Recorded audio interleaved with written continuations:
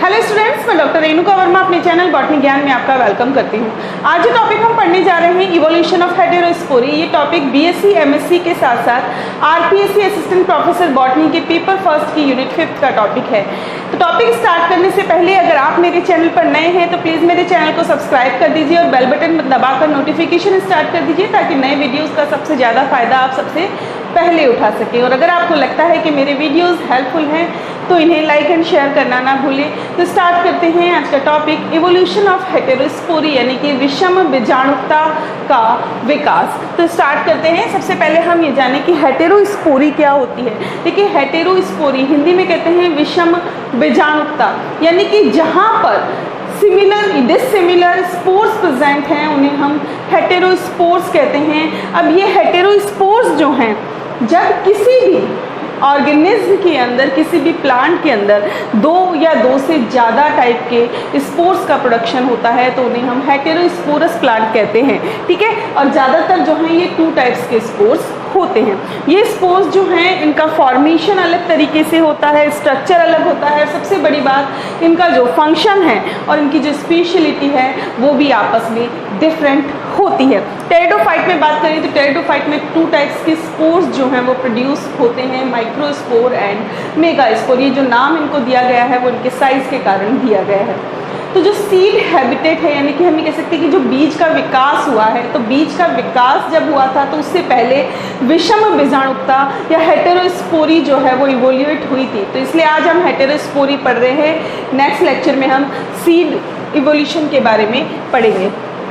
तो माइक्रोस्पोर्स क्या है, नाम से पता चल रहा है माइक्रोस्पोर्स यानी सूक्ष्म बीजाणु। ये जो हैं साइज में बहुत ही छोटे होते हैं और माइक्रोस्पोरेंजियम के अंदर बहुत ही बड़ी संख्या के अंदर बनते हैं, लार्ज नंबर में ये प्रोड्यूस होते हैं। ये जब जर्मिनेट होते हैं तो इनसे मेल गेमिटोफाइट का फॉर्मेशन होता है। ठीक इसी तरीके से अगर मेगास्पोर की बात करें तो मेगास्पोर जो हैं वो साइज में बड़े होते हैं, मेगास्पोरेंजियम में बनते हैं। ये लार्ज नंबर में नहीं बनते, 1 से 4 के नंबर में ये जो हैं ये प्रोड्यूस होते हैं मेगास्पोरेंजियम में। और जब ये जर्मिनेट होते हैं तो इनसे फीमेल गेमिटोफाइट का प्रोडक्शन होता है। इससे हम हेटेरोस्पोरी को बहुत ही अच्छे से समझ सकते हैं। देखिए ये क्या है, ये एक स्पोरोफाइट है जो कैसा होता है, स्पोरोफाइट हमेशा डिप्लॉयड होता है क्योंकि ये 2 हैप्लॉइड गैमेट्स के फॉर्मेशन से बने जाइगोट से बनता है। ठीक है, अब ये स्पोरोफाइट, ये स्पोरोफाइट का एम्ब्रियो है। ये स्पोरोफाइट में जब डेवलप हो जाता है और इसके अंदर जब स्पोर मदर सेल्स का फॉर्मेशन होता है तो स्पोर मदर सेल्स में जब मियोसिस होता है तो मियोसिस से जब हेटेरोस्पोरी होगी तो 2 टाइप्स के स्पोर बनेंगे। 4 स्पोर होंगे मेगा स्पोर टाइप के और 4 होंगे माइक्रो स्पोर टाइप के, यानी कि 4 छोटे और 4 बड़े यहाँ पर स्पोर्स का फॉर्मेशन होता है। तो माइक्रो स्पोर्स माइक्रो गैमेटोफाइट बनाते हैं, यानी कि लघु बीजाणु से लघु बीजाणुद्भिद लघु युग्मकोद्भिद या नर युग्मकोद्भिद का निर्माण होता है।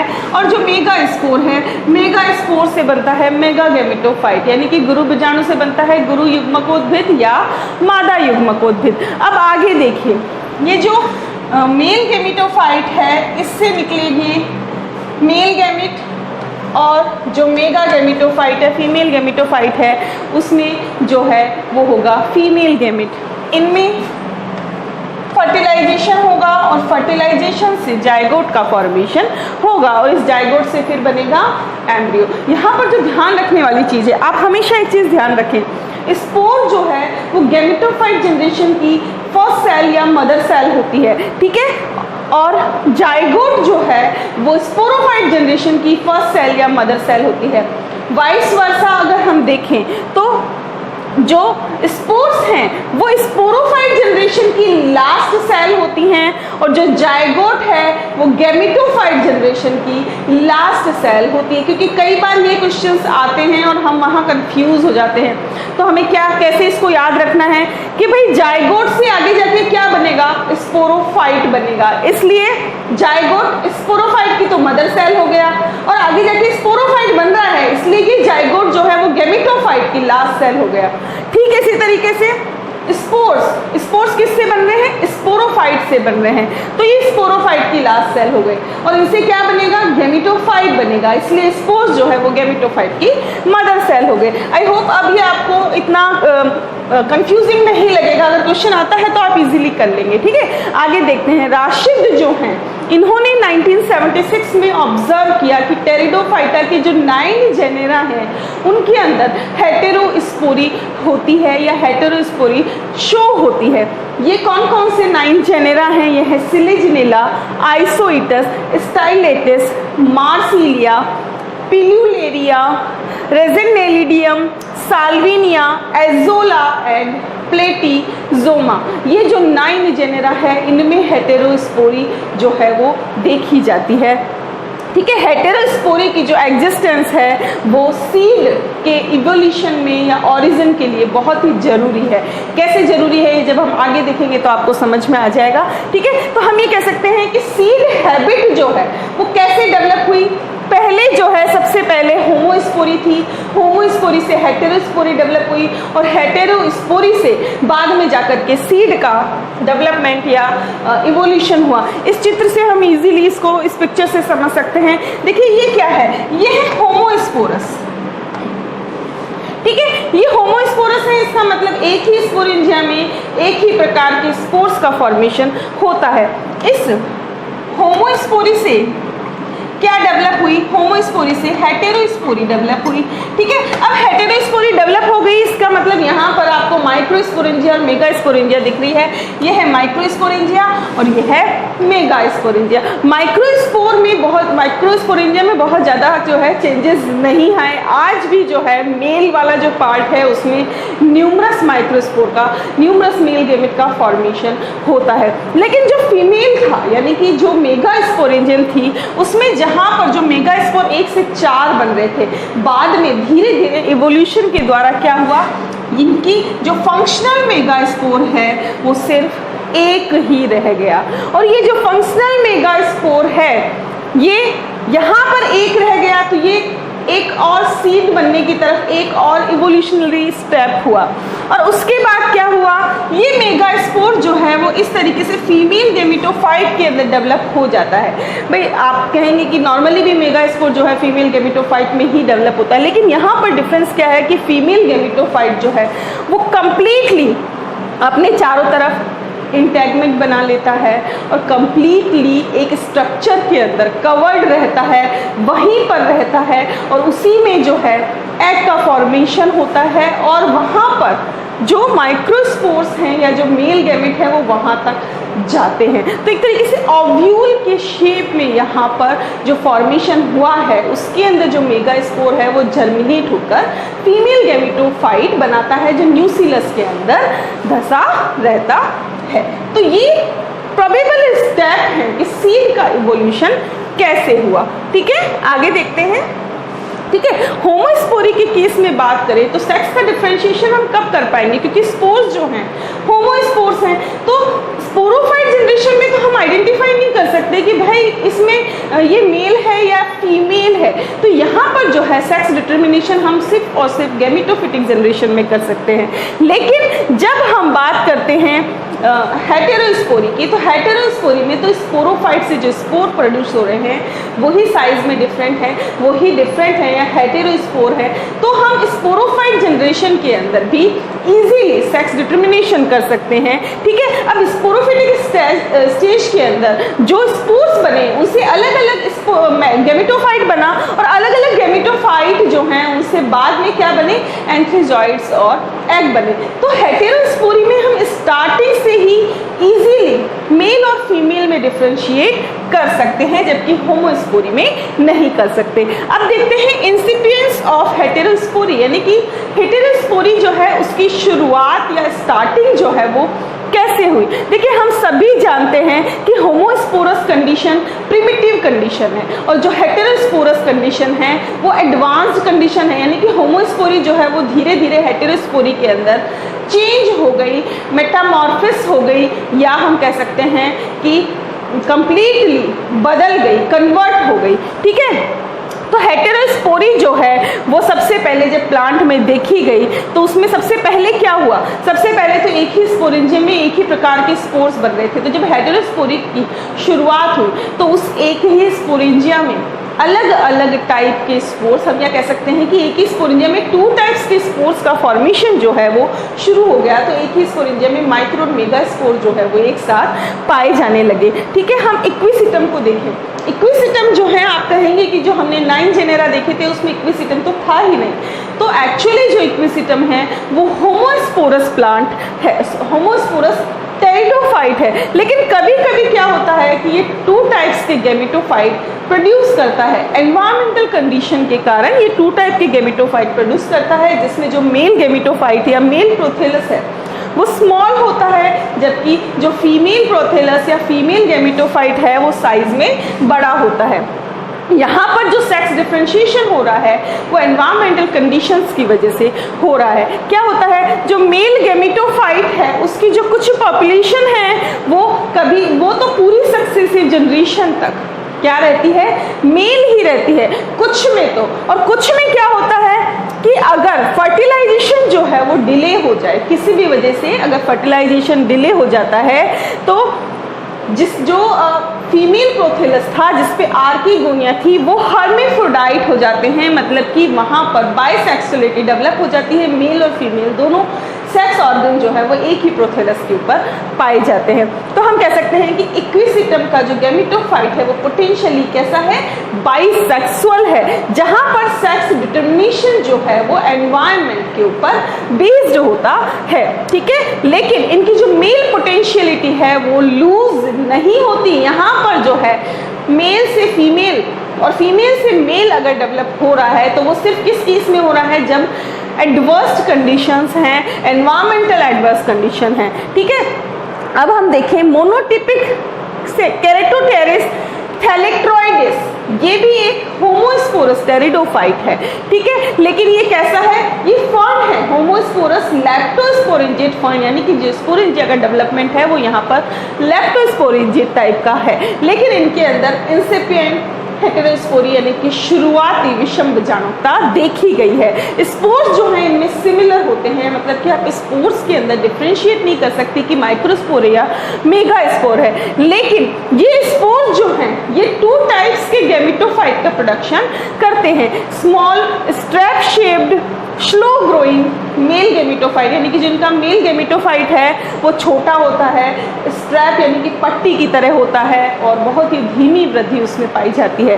ठीक है, जबकि जो फीमेल गैमेटोफाइट है वो लार्ज होता है, लोब्ड होता है और बहुत ही फास्ट ग्रोइंग होता है। किसके अंदर, केरेटोटेरिस थैलेक्ट्रॉइडिस के अंदर ये कंडीशन पाई जाती है। यानी कि स्पोर तो सिमिलर हैं, यानी कि स्पोर्स को देखकर हम आइडेंटिफाई नहीं कर सकते कौन सा माइक्रो है कौन सा मेगा है, लेकिन ये स्पोर्स जो हैं वो 2 टाइप्स के गैमेटोफाइट का प्रोडक्शन कर रहे हैं। अब फीमेल गैमेटोफाइट जो है, भाई फीमेल गैमेटोफाइट है तो उसमें फीमेल सेक्स ऑर्गन ही होंगे, आर्कीगोनिया ही होंगे। लेकिन अगर फर्टिलाइजेशन किसी भी कंडीशन में फेल हो जाए, ना हो पाए, तो जो आर्कीगोनिया जो फीमेल गैमेटोफाइट है उनकी लोब्स के ऊपर एंथ्रीडिया का फॉर्मेशन हो जाता है या शुरू हो जाता है। ठीक इसी तरीके से प्लेटिजोमा में देखें, प्लेटिजोमा जो है एक नॉर्दर्न ऑस्ट्रेलियन हेटेरोस्पोरस फर्न है, इनमें एनाइसोस्पोरी पाई जा रही है। एनाइसोस्पोरी का मतलब ये है कि यहाँ पर जो 2 इस टाइप की स्पोरेंजिया जो है वो प्लांट के ऊपर प्रोड्यूस हो रही है।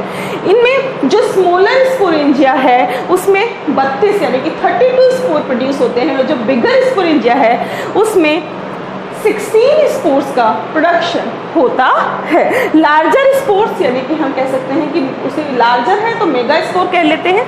मेगा स्पोर जो हैं वो माइक्रो स्पोर से साइज में दुगुने होते हैं, यानी कि उनके डायामीटर का ट्वाइस इनका जो साइज है वो होता है। माइक्रोस्पोर जर्मिनेट होकर के क्या बनाते हैं, फिलामेंटस गैमेटोफाइट बनाते हैं जिसपे एंथ्रीडियम प्रेजेंट होती है, यानी कि ये मेल गैमेटोफाइट का प्रोडक्शन कर रहे हैं।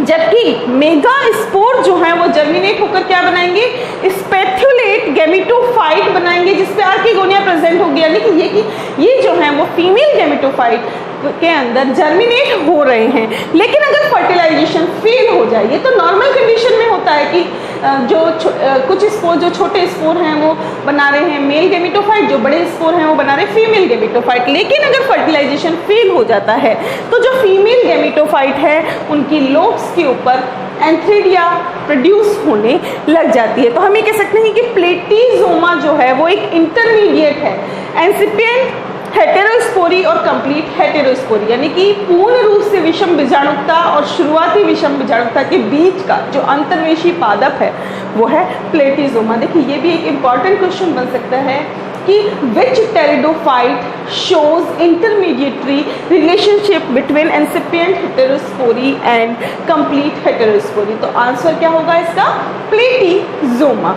ठीक है, तो हम ये कह सकते हैं ऊपर जो भी हमने एविडेंसेस देखे, 3 प्लांट्स के एविडेंस हमने यहाँ पर देखे हैं, उससे ये शो होता है कि हेटेरोथैलिज्म जो है वो क्या है, वो आगे हेटेरोस्पोरी के अंदर कन्वर्ट हो जाता है। अब देखते हैं कि हेटेरोस्पोरी जो है इसका ओरिजिन कैसे हुआ।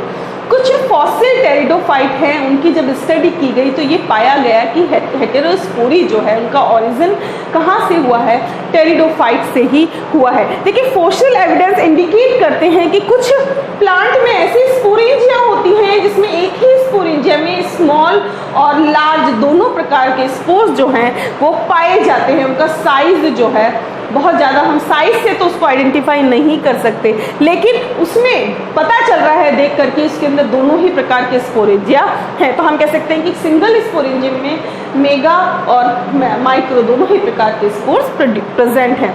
बाद में देखा गया है कि माइक्रोस्पोरेंजिया और मेगा स्पोरेंजिया जो है वो धीरे धीरे डिफ्रेंशिएट हो गई, यानी कि पहले एक स्पोरेंजिया में एक ही प्रकार के स्पोर्स थे, बाद में उसमें दोनों प्रकार के स्पोर्स डेवलप होने लगे और बाद में माइक्रोस्पोरेंजिया में माइक्रोस्पोर और मेगा स्पोरेंजिया में मेगा स्पोर का प्रोडक्शन होने लगा। माइक्रोस्पोरेंजिया जो है उसके अंदर बहुत सारे माइक्रोस्पोर प्रेजेंट होते हैं, न्यूमरस माइक्रोस्पोर प्रेजेंट होते हैं।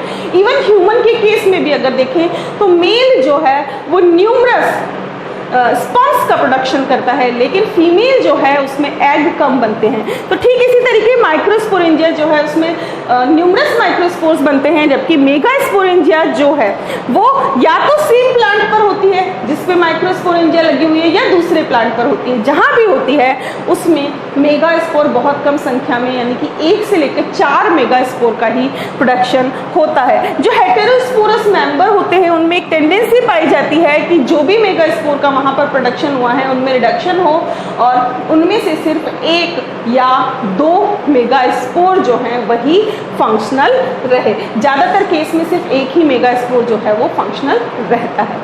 कुछ मेंबर्स पर जब स्टडी की गई जैसे लेपिडोकार्पोन एंड मायोडेस्मिया, इनमें जब स्टडी की गई तो ये पाया गया कि जो डहिस्ड मेगा स्पोरेंजियम है, इस डहिस्ड मेगा स्पोरेंजियम के अंदर मेगा स्पोर वहीं पर रहता है, वहाँ से जाता नहीं है और वहीं पर जर्मिनेट होकर उससे मेगा गेमेटोफाइट का प्रोडक्शन होता है। अब देखिए कि इवोल्यूशन कैसे हुआ हेटेरोस्पोरी का। देखिए स्टीवर्ट एंड रॉथवेल ने 1993 में 5 स्टेजेस जो है प्रपोज की इवोल्यूशन ऑफ हेटेरोस्पोरी की। ये जो हैं वो क्या स्टेजेस है उनको देख लेते हैं। फर्स्ट जो स्टेज है वो क्या है, decrease in number of spores in some sporangia of homosporous member, यानी कि हमने ये माना कि पहले जो है प्रिमिटिव कंडीशन में होमोस्पोरी पाई जाती थी। अब उन होमोस्पोरस मेंबर्स के अंदर जो है कुछ स्पोरेंजिया में जो स्पोर है उनका नंबर जो है वो डिक्रीज होने लगा या घट गया। उसके बाद क्या हुआ, जो स्पोर्स अब कम स्पोर रह गए किसी स्पोरेंजिया में, तो जिस स्पोरेंजिया में स्पोर्स कम रह गए थे उन स्पोर्स का साइज जो है वो बड़ा हो गया, यानी कि धीरे धीरे वो मेगा स्पोर बनने लग गए। ठीक है, उसके बाद मेगा स्पोर जिन स्पोरेंजिया के अंदर थे वो स्पोरेंजिया जो है उनमें मेगा स्पोर का साइज जो है और उसका जो नंबर है वो कांस्टेंट हो गया कि भाई इतने ही मेगा स्पोर बनेंगे, उनका साइज जो है वो इस प्रकार इतना रहेगा। ठीक है, उसके बाद क्या हुआ, मोनोसियस गैमेटोफाइट से डायोसियस गैमेटोफाइट बनने लगे। यानी कि पहले क्या होता था, पहले जो है एक ही थैलस के ऊपर मेल फीमेल पाए जाते थे, एक ही स्पोरेंजिया में दोनों स्पोर पाए जाते थे और उनसे जो है एक ही प्रकार के गेमेटोफाइट का प्रोडक्शन होता था। लेकिन बाद में धीरे धीरे male prothallus, female prothallus, male gametophyte, female gametophyte, इस प्रकार से जो है सेक्स का डिफरेंशिएशन स्टार्ट हो गया। उसके बाद में क्या हुआ, जो पहले एक्सोस्पोरिक गेमेटोफाइट बन रहा था, गेमेटोफाइट जो बाहर बन रहा था, तो अब एंडोस्पोरिक गेमेटोफाइट बनने लग गया। यानी कि जो मेगास्पोरेंजिया है उसमें से मेगास्पोर कहीं नहीं जाता, वो वहीं रहता है, वहीं जर्मिनेट होकर वो फीमेल गेमेटोफाइट बनाता है, जिसको हम एंडोस्पोरिक कंडीशन कहते हैं। ठीक है, अब देखिए कुछ अर्ली फ्री स्पोरिंग हेटेरोस्पोरी के एविडेंसेस हैं, वो देख लेते हैं हम। ठीक है, फर्स्ट डेफिनेट हेटेरोस्पोरी जो है वो अपर डिवोनियन पीरियड के अंदर देखी गई थी।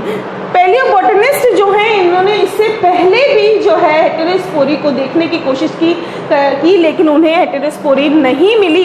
अपर डिवोनियन से पहले उन्हें कोई भी हेटेरोस्पोरी का एविडेंस नहीं मिला। चोलेरिया रिजेंबल्स एन्यूरोफाइटिस, चोलेरिया जो है इन्होंने देखा कि ये चोलेरिया जो है ये एन्यूरोफाइटिस से रिजेंबल करता है, समानता रखता है, जो कि एक प्रोजिम्नोस्पर्मोप्सिडा है। ठीक है, तो इन्होंने ये इसको मिडिल डिवोनियन काल में देखा, यानी कि अपर से मिडिल के बीच में इनको ये एक एविडेंस मिला जो कि प्रोजिम्नोस्पर्मोप्सिडा से थोड़ी सी समानता दिखा रहा था। ठीक है, अब जो चोलेरिया जो है इनकी जो स्पोरेंजिया हैं उनमें 2 टाइप्स के स्पोर्स प्रेजेंट थे, जिसका जो साइज है वो बहुत ज़्यादा डिफरेंट नहीं था। इन्होंने कहा कि जो स्मॉलर स्पोर यानी कि जो माइक्रोस्पोर थे उनका साइज 30 to 40 माइक्रोमीटर था, जबकि जो लार्ज स्पोर थे उनका साइज 60 to 156 माइक्रोमीटर था। कुछ स्पोरेंजिया जो हैं उसमें सिर्फ माइक्रोस्पोर प्रेजेंट थे, कुछ स्पोरेंजिया जो हैं उनमें माइक्रो और मेगा दोनों ही स्पोर एक ही स्पोरेंजिया के अंदर प्रेजेंट थे। तो जो फ्री हेटेरोस्पोरी है वो देखी गई अपर डिवोनियन पीरियड के अंदर बेरिनोफाइटोन सिट्रोलिफॉर्मी के अंदर। ये जो बेरिनोफाइटोन है इनमें स्मॉलर माइक्रोस्पोर जो हैं उनका जो साइज है वो 33 to 48.5 माइक्रोमीटर था, जबकि जो मेगास्पोर जो हैं बहुत ज़्यादा बड़े थे, उनका जो साइज जो है वो 700 to 900 माइक्रोमीटर था। बेरिनोफाइटोन सिट्रोलिफॉर्मी जो है ये एक प्रकार का एम्फी स्पोरेंजिएट मेंबर है, जिनमें कुछ स्पोरेंजिया ऐसी होती हैं जिनमें मेगा और माइक्रोस्पोर एक साथ एक ही स्पोरेंजिया के अंदर पाए जाते हैं। उसके बाद है चोलेरिया और बेरिनोफाइटोन, जिनके एग्जाम्पल हमने पीछे देखे। ये जो है ये एक ऐसा एविडेंस शो करते हैं जो ये बताते हैं कि पहले होमोस्पोरी के अंदर आइसोस्पोर्स पाए जाते थे, फिर धीरे धीरे एनाइसोस्पोरी आई और उसके बाद जो है माइक्रोस्पोर और मेगास्पोर डेवलप हुए, जिनसे कि हेटेरोस्पोरस प्लांट का डेवलपमेंट हुआ। विलियमसन और स्कॉट ने 1894 के अंदर रिपोर्ट किया कि हेटेरोस्पोरी के जो इनिशियल स्टेप है वो कैलेमोस्टेकिस में देखे जा सकते हैं, जो कि एक फॉसिल कार्बोनिफोरस स्फेनोप्सिड है। तो ये जो कैलेमोस्टेकिस जो है ये एक होमोस्पोरस टेरिडोफाइट है, जिसमें कुछ स्पोरेंजिया में जो अलग अलग साइज के स्पोर पाए जाते हैं। हम नहीं कह सकते कि वो माइक्रोस्पोर हैं या मेगास्पोर हैं। ठीक है, तो कैलेमोस्टेकिस जो है इनमें लार्जर स्पोर जो है वो स्मॉलर स्पोर से लगभग तिगुने थे, 28 डायामीटर के थे। तो कैलेमोस्टेकिस अमेरिकाना स्पीसीज जो है उसके अंदर भी एम्फी स्पोरेंजिएट कंडीशन देखने को मिलती है। एक ही स्पोरेंजिया में 2 टाइप्स के स्पोर पाए जाते हैं। पैलियोस्टेकिया एंड्रयूसी ये जो है ये एक और फॉसिल स्फेनोप्सिड है, जिसमें कि हेटेरोस्पोरी रिपोर्ट की गई है। माइक्रोस्पोर जो हैं उनका साइज है 56 to 110 माइक्रोमीटर, जबकि जो मेगास्पोर है उनका साइज है 235 to 345 माइक्रोमीटर। बाद में हेटेरोस्पोरी के और इम्पोर्टेंट स्टेप्स की स्टडी की गई कि भाई कैसे जो है माइक्रो और मेगा स्पोरेंजिया में डिफ्रेंशिएशन हुआ, कैसे मेगास्पोर का जो रिडक्शन है वो हुआ, और ये जो है इन्होंने आर्क्योटेरिस के अंदर रिपोर्ट किया, जो कि एक अपर डिवोनियन प्रो जिम्नोस्पर्म है। ट्रू हेटेरोस्पोरी जो है वो आर्कियोटेरिस की 2 स्पीसीज के अंदर देखी गई। ये स्पीसीज हैं आर्कियोटेरिस हेलियाना और आर्कियोटेरिस मैकिलेंटा। ठीक है, आर्नोल्ड ने 1939 में रिपोर्ट किया कि स्पोरेंजियम का साइज, उनके स्पोर का डायमेंशन और स्पोर कंटेंट जो है आर्कियोटेरिस हेलियाना के अंदर उसमें डिफरेंस शो हो रहा है दोनों माइक्रोस्पोर्स और मेगा स्पोर्स के अंदर। यहाँ पर मेगा स्पोरेंजिया जो है ब्रॉड होती है, यानी कि चौड़ी होती है, उसमें 8 to 16 मेगा स्पोर्स प्रेजेंट होते हैं जिनका जो डायामीटर है वो 300 माइक्रोमीटर होता है। जबकि अगर हम बात करें माइक्रोस्पोरेंजिया की, तो माइक्रोस्पोरेंजिया स्लेंडर यानी कि पतली है, उसमें 100 माइक्रोस्पोर्स प्रेजेंट हैं जिनका व्यास यानी कि डायमीटर जो है वो 30 माइक्रोमीटर है। ठीक है, फर्दर जो है मेगास्पोर के नंबर में और रिडक्शन हुआ जिसे देखा गया स्टेरोटेरिस बर्निटीस्लैंडिका के अंदर। इन्होंने देखा कि ये एक अपर डिवोनियन हेटेरोस्पोरस कोइनोट्रिड फर्न है। कौन? स्टेरोटेरिस। इसमें जो है मेगास्पोर के नंबर में और रिडक्शन देखा गया। यहाँ पर जो है मेगास्पोरेंजिया स्पिंडल शेप की यानी तरकू आकार की होती है, जिसमें सिर्फ 2 फंक्शनल और 2 अबॉर्टिव मेगास्पोर पाए जाते हैं। तो ये एक तरीके से एडवांस्ड स्पोरेंजिया हो गई जिसमें सिर्फ 4 फंक्शनल मेगास्पोर पाए जाते हैं। और अब तक भी जितने भी मेगास्पोरेंजिया है उनमें 4 ही प्रकार के मेगास्पोर पाए जाते हैं, जिनमें ज़्यादातर एक मेगास्पोर फंक्शनल होता है। अगला जो नेक्स्ट इंपॉर्टेंट स्टेप है हेटेरोस्पोरी का, वो है formation of A functional megaspore in the sporangium, यानी कि जो स्पोरेंजियम है उसमें सिर्फ एक ही मेगास्पोर फंक्शनल रहे, बाकी जो हैं वो डीजनरेट हो जाए। ये देखा गया लेपिडोकार्पोन मायाडेस्मिया जो कि एक कार्बोनिफेरस लाइकोपोड है, कैलेमोकार्पोन जो कि कार्बोनिफेरस स्फेनोक्सिड है, इसमें देखा गया। ये सारे के सारे जो मेंबर हैं इनमें सिर्फ एक फंक्शनल मेगास्पोर जो है वो पाया जाता है। मेगा गैमेटोफाइट जो हैं वो मेगास्पोरेंजिया के अंदर ही डेवलप होता है, क्योंकि मेगास्पोर कहीं भी बाहर नहीं जाता, उसी मेगास्पोरेंजिया के अंदर रहता है। ठीक है, तो इस फीचर के हिसाब से हमें क्या पता चलता है, इन 3 मेंबर्स में देखने में हमें ये पता चलता है कि टेरिडोफाइट से ही धीरे धीरे आगे चलकर सीड हैबिट का इवोल्यूशन हुआ। अब देखते हैं बायोलॉजिकल एडवांसेस, यानी कि जो हेटेरोस्पोरी है उसकी बेनिफिट्स क्या है, उसकी बायोलॉजिकल इंपॉर्टेंस क्या है। देखिए, फीमेल गैमेटोफाइट का डेवलपमेंट जो है वो कहाँ पर स्टार्ट हुआ? मेगास्पोरेंजियम के अंदर ही होना स्टार्ट हो गया, जो कि एक स्टार्टिंग पॉइंट हम कह सकते हैं एडवांस्ड सीड हैबिट का। ठीक है, इसी तरीके से जो ट्रू माइक्रोस्पोर हैं वो भी मेल गैमेटोफाइट के अंदर जर्मिनेट होने लगे जब वो माइक्रोस्पोरेंजियम के अंदर ही प्रेजेंट होते हैं। आप जिम्नोस्पर्म में अगर देखें, साइकस माइनस के अंदर देखें, तो जो माइक्रोस्पोर हैं वो पहले ही माइक्रोस्पोरेंजियम के अंदर जर्मिनेट हो जाते हैं और 3, 4 और 5 सेल्ड स्टेज के अंदर पॉलिनेशन से पहले ही जो है मेल गैमेटोफाइट का फॉर्मेशन हो जाता है, और बाकी का जो फॉर्मेशन है वो आफ्टर पॉलिनेशन होता है, जब वो ओव्यूल के अंदर पहुंच जाते हैं, पोलन चैम्बर के अंदर रहते हैं। ठीक है, इसके बाद जो फीमेल गैमेटोफाइट है वो स्पोरोफाइट से नरिशमेंट लेता है। क्योंकि वो मेगास्पोरेंजिया में प्रेजेंट है, और मेगास्पोरेंजिया जो है वो स्पोरोफाइट के अंदर स्पोरोफाइट के ऊपर प्रेजेंट है। इसके बाद फीमेल गैमेटोफाइट की जो स्पोरोफाइट के ऊपर डिपेंडेंस देखी जाने लगी, जो इसके नरिशमेंट के लिए, वो इस चीज को दर्शाती है कि जो नया एम्ब्रियो है वो एम्ब्रियो अपनी मैटरनल या पैटर्नल प्लांट से नरिशमेंट लेता है। इसके अलावा पहले हमने क्या देखा था कि गैमेटोफाइट जो हैं वो एक ग्रीन प्रोथेलस में डेवलप होते थे और अपना फूड जो है वो खुद बनाते थे। जैसे जैसे इवोल्यूशन होता गया, गैमेटोफाइट जो हैं उनकी जो इंडिपेंडेंस थी वो ख़त्म होती चली गई और वो नरिशमेंट के लिए स्पोरोफाइट के ऊपर डिपेंडेंट हो गए। ठीक है, तो ये था हमारा आज का लेक्चर जो यहीं पर कंप्लीट होता है। इस लेक्चर में हमने हेटेरोस्पोरी के बारे में जाना कि हेटेरोस्पोरी जो है वो क्या होती है। अगले लेक्चर में हम पढ़ेंगे सीड हैबिट के बारे में कि किस तरीके से हेटेरोस्पोरी के बाद में चेंजेस हुए जिससे सीड हैबिट जो है वो डेवलप हुई। तो मिलते हैं नेक्स्ट लेक्चर में, तब तक बने रहिए हमारे साथ। Thanks for watching and stay tuned to botany Gyan for more informative videos. Thank you.